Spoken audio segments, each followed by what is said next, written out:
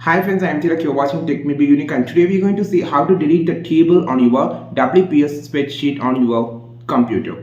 And if you're new to this channel, make sure to click on subscribe button below. We just quickly move on to the video. So how to delete the table on your WPS spreadsheet on your PC or computer. So first of all, I'm just going to insert a table here. Okay, so just going to insert the insert option, inserting a table. Okay, so I'm just going to insert another table. So that will be a true example for deleting the table. The first example, you just need to press the whole table first. Okay, then right click here and you can't find any option like delete the table.